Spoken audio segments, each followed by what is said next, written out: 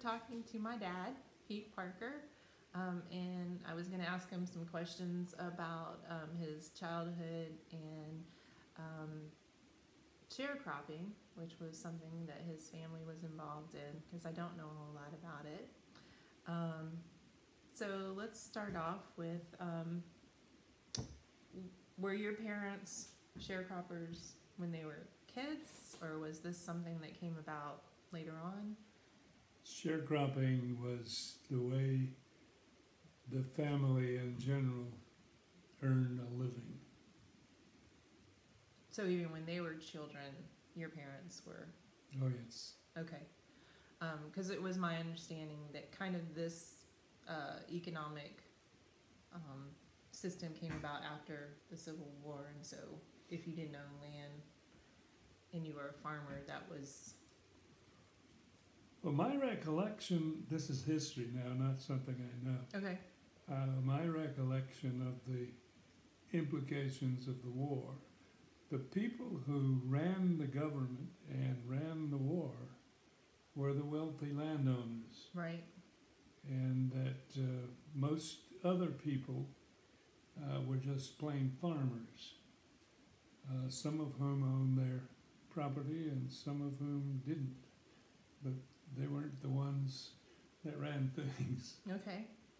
Well, what did your parents ever talk about their upbringing and what it was like for them? Only that, they didn't distinguish working on the farms from previous times, because they were born after the Civil War, of course, well after, and that was when sharecropping had become the real thing. My father was born in 1888, my mother in 1909, and they talked a lot about the Ku Klux Klan and their activities, but the work, I didn't ever detect the work before, during their childhood was any different from during my childhood. Okay. Look at my notes here. So either one of them, did they ever think about doing something else outside of farming? The alternative to farming, as I was growing up, was, quote, getting a job. That means going to town, finding somebody that hires workers and pays them a regular weekly wage. Okay. And that's the way we lived. Now, my mother always talked about, she had intended to be a nurse, hoped to be a nurse, and that she always wanted to do that. I never heard my father talking about any profession.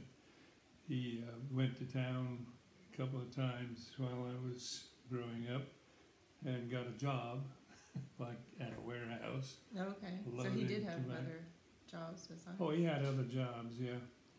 That was during the off season or between moves, things of that sort. Oh, okay.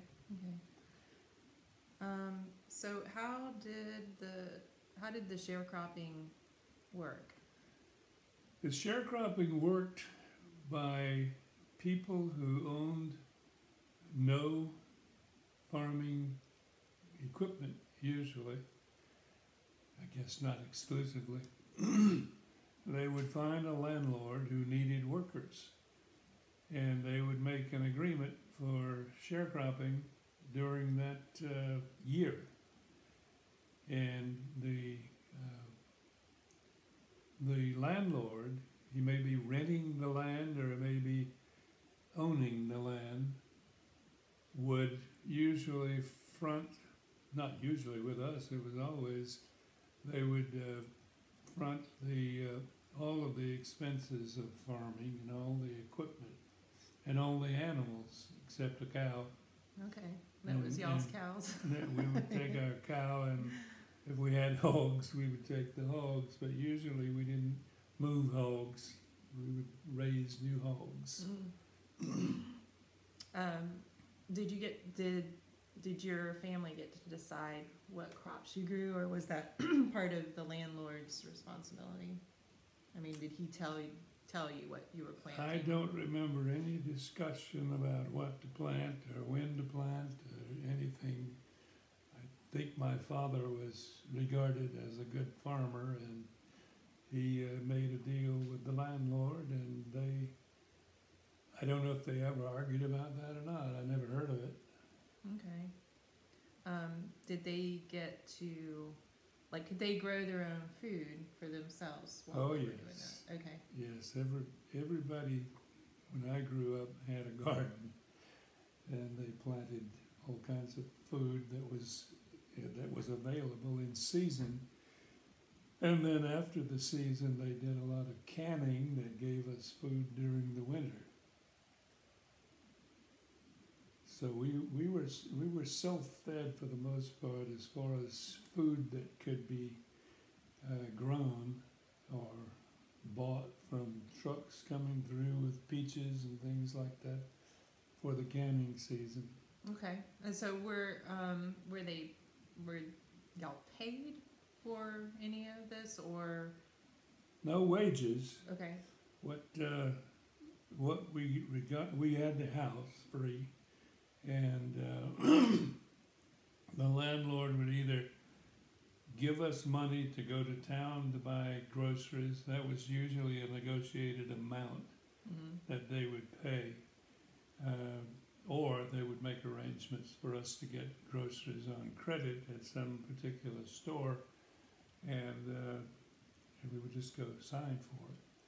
And at the end of the year, when the crops sowed, there was a reckoning of how much the landlord had paid for our support, and that was deducted from our share of the money from the crops. Okay, so you would get a share at the end, though. Yeah, we got a share at that point. We would sell the crops, the money crops, the cotton and the tobacco, and sometimes corn, and we would then enjoy we would receive half the money, except that we had to pay back to the landlord whatever came out that he had advanced to us during the year. That makes sense. And what crops did y'all normally grow? The money crops were basically tobacco and cotton. Sometimes we made enough corn to sell for a pair of shoes or something like that. Oh, so you would grow things to sell on your own? Oh, yeah. Okay. Some things. And at what age were you expected to help out with the farming? In a farming family of old, when they all lived together, there was no age. It was a question of everybody had something to do. Okay. The old folks generally would take care of babies and kids. Younger folks would go out and work in the field. And even before I started working on any job outside of feeding the chickens or something like that, I would follow my father in plowing and things of that sort. And after a while, he would just hand it to me, hand me the lines and the plow and say, go. Did you get to go to school any of the time? Oh, yeah. I went to school regularly, at a regular schedule, until I dropped out of school in 1940-something, 48 maybe. And that was to help my father farm. He had had a heat stroke of some sort, and the older brothers had gone, and there was no way for him to farm without help. So Parnell and I both quit school at that point, at the end of the 7th grade, and worked on the farm then full time until we left the farm. And like, was the school year different there? I mean, like, how long was the school year, and was it the same kind of hours? Basically, the school, we would start the school usually in September, early September, and we would go until sometime in May. Not a whole lot of difference. Okay, so pretty similar. I don't know why I always had this perception that at that time people would only go to school for like 4 months a year, or, like it was a short thing. That No. I guess because I always thought like there was a certain season that the kids had to be home to help with the crops, but that wasn't.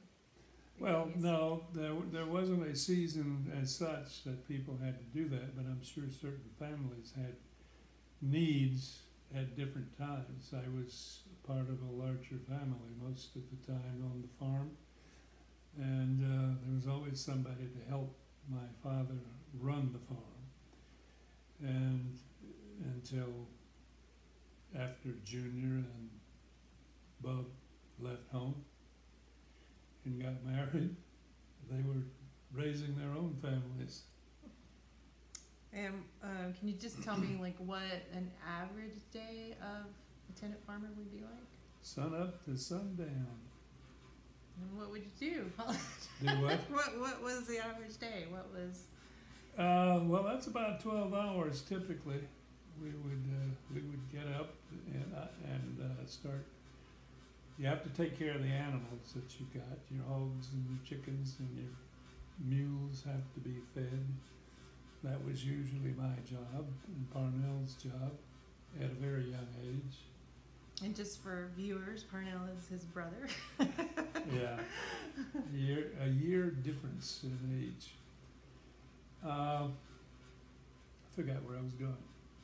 Get up and feed. We would get up and feed the animals. Mom got up and cooked breakfast. And these are during the summer months mainly I'm talking about here.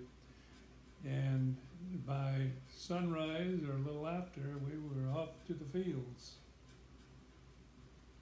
That was getting up around 5 o'clock in the morning.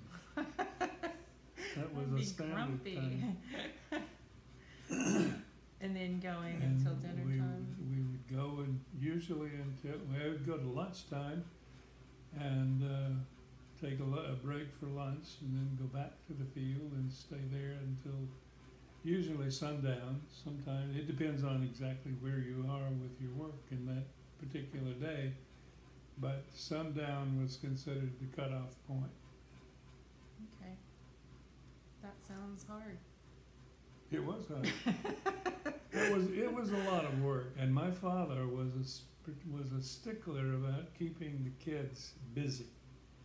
He did not want kids just hanging around with other kids or getting into trouble. So he managed to always have something for us to do. And but that was mainly in the wintertime that he had to find that stuff.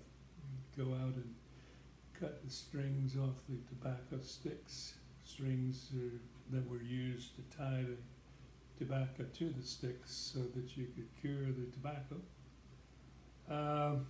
So that was like, that was another thing, like with tobacco, the job wasn't just growing the crop. No. It was also everything that came, once it was grown.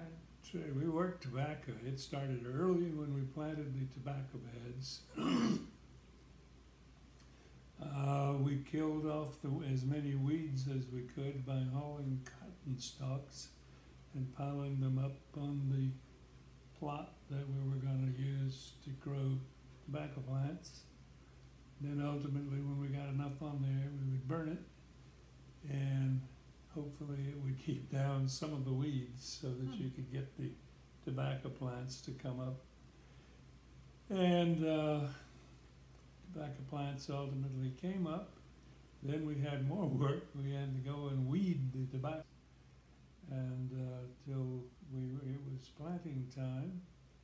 Then we had to go and pull the tobacco plants up and take them to the transplanter or to people with a stick, whichever we were doing at that particular point, and plant the tobacco. Thereafter, we had to, if it was too dry, we had to come out and water tobacco plants with a watering device. And usually just a little tank that fills up with water, and you go along and click it, and it'll drop some water onto the plant. Then there was tobacco grows up and it creates suckers, which is little leaves that grow up between the leaf and the main leaf and the stalk. So you were suckering tobacco, was a term everybody will recognize. Then at some point the tobacco would grow a top, which was a big bundle of flowers, and we would then go out and top the tobacco. This was all spring until harvest time. Then and harvest is in summer. And take them to the tobacco barn, where usually women and children worked with stringing tobacco. The children would pull together 2 or 3 leaves and hand them to the woman who was stringing the tobacco, and they would string it. Then there was somebody taking the tobacco whenever she filled the stick, taking the tobacco into the barn and putting it up where it can be heisted, means raised. They'll put it in there real tight at the bottom tiers, and then somebody climbs up in the barn and somebody else hands them these sticks, and they hang them throughout the barn so that they will receive the heat uniformly and cure. Okay. Next job in tobacco is you have to cure the tobacco. And in the earlier days, that was done by pushing wood. And Daddy had to stay out at the barn and push that wood into the furnace, burn it, so that it maintained the proper heat. He had a thermometer inside the barn. He would go and check every now and then, make sure the heat was evenly distributed and was at the right level. Barn, take it to the pack house, lay it down on a pile, and then tobacco in the barn. Then we had to go, and once we got all the tobacco out, put it down on a pile, we had to excuse me. We had to go then to the barn and start putting in tobacco. And that was usually a very long day job. Sometimes we had help. Farmers would join with each other on the, quote, the putting in day.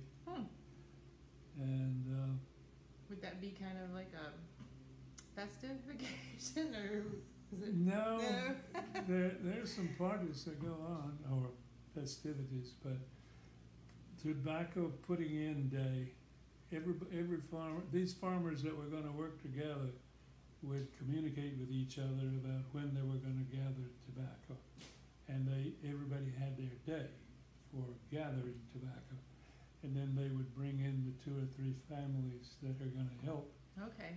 And they do that work of cropping the tobacco and stringing it and heisting it into the barn. Then they leave and go home. Sometimes, however, we had boiled peanuts or other stuff that was cooked, and everybody stood around and had a party after we were through for the day of, quote, putting in tobacco. Right. What did you enjoy about farming? I don't know that I could point to anything that was particularly joyful. I didn't like work a lot in those days, and You were a kid. certainly didn't like the long hours. Right. Didn't like getting up at 4 or 5 o'clock in the morning. But I wasn't an unhappy kid. I never, as I probably made the point that most everybody that we associated with were just like us, doing the same thing we are, and I didn't feel deprived in any way. I didn't feel that there were people better than me or worse than me. I felt like a normal kid. So, I mean, obviously you went on and did other things. What was it, what made you not want to continue on in farming and do something else? Probably just growing up. In '52 is when we quit farming. We had a landlord who somehow suspected that we weren't feeding the mules right. He ran a dry goods store in Lake City, but he owned the farm. And of course, our gripe was he wasn't bringing enough hay for the mules. And we had this big argument about that. And Parnell then decided he was going to join the Air Force. That left only me. Of course, we had a tractor then, and that was easier to do work than we did with the mules. Didn't need as many people to run a tractor. Right. But he went into the Air Force, and we were having this fight with the landlord, so we decided to tell him to go to hell. Just leave. So your parents did too? Huh? They left him too? Yeah, Okay. parents left. After Parnell left and went into the Air Force, and we quit farming, we moved to town in Florence, and I got a job at a furniture factory. Okay. And helped to make furniture. I was spraying the paint on the furniture. I have never heard that before. I've never heard you talk about that before. I sprayed the paint on the furniture and would help sand the furniture, usually with black people. Most of them were black. And one thing I remember about that is I, the 17-year-old kid, was made the supervisor of the sanding operation of all blacks. And I said, there's something wrong with this. They were older and more Yeah, they were older, they and were more experienced, and here was this 17-year-old kid just made the supervisor for the sanding operation. Just like that. And so your parents also got other jobs, I assume? Like No. Okay. They didn't have any education. They couldn't. And of course, at that point, Dad was getting quite old. And Mom never, she worked a while in the sewing room in Florence, or Lake City, I forgot which, but never became fully employed. She had, I think, a 6th grade education. Dad went through the 1st grade. Wow. And he learned to write somehow and to read a little bit. He could read the paper, the newspaper, and of course the documents that he had to work with, agreements. But he did all that after 1st grade. I was kind of impressed that he managed to get from the 1st grade to reading and writing. I don't think he got that in the 1st grade. No, I think he must have done that on his own. I think he did. Of course, in his teenage years, he went in the military too, and served 6 years in Hawaii during World War I. And he said it was very successful, and he knew because the whole time he was there, no German ever came on that island. Success. All right. Well, I guess that's about all my questions, unless you have a story or anything you want to share. Well, let's see. I was just following you, and I wasn't thinking through a lot. After when we went to town and got a job at the furniture factory, I got a job at the furniture factory. Dad. But basically, the kids were making the money for the household at this point. Yes. So, okay. Yes, that's the way it worked. That's the way it had been in the farming community. The older folks somehow phase out, the younger folks phase in, Right. and they take care of each other all the way. That was true in the earlier days. Of course, in later days, when most people got a job in a factory or something, they became the snooty ones. They were the ones that came on their vacations, which we didn't get, Right. and visit and ride around and talk about how much money they make from their jobs. and we hated them. But I suppose that probably had some inducement for us to get away from the farm too. Right. And get a job, which as I said, I did in the furniture factory, and I worked there until my 18th. I was approaching my 18th birthday. I had tried to get other jobs in the period, and I discovered nobody was going to hire me to do anything as at my age, because then they had the draft, and they assumed I would be drafted. That was during the Korean War. And of course they were correct. I got drafted after I went in the Air Force. I sent it back to them and told them they can't draft me, I'm in the Air Force. But just before what really ended my work career with the factory, and I couldn't get another job, the factory caught fire. Oh, wow. And burned out. And we all had to run for our lives because Oh, so y'all were in the factory. we were in the factory working when the fire broke out, and it reached those paint thinner cans that we were working with. They started exploding, and I started running. I bet. And we Did all anybody get hurt? No, Okay. not that I can recall. Of course, I got out of there, and I don't know. I didn't know the other people well enough to know if anybody actually got hurt, but I wasn't aware of anybody getting hurt. We were just running like hell. Did you say that was in Florence or Lake That was City? in Florence, just off of Highway 52 toward Darlington. And whenever that happened, I told my folks I can go in the service and send you an allotment that will help you live, which I did. Parnell was already sending an allotment to help with the family. And that was the way they lived. Of course, Dad was getting a pension as well from his military service, disability. It wasn't much, but it was something to buy groceries with. Right. And of course, Mom had no independent income. Neither of them got Social Security because it came along at a time when it didn't cover farm workers.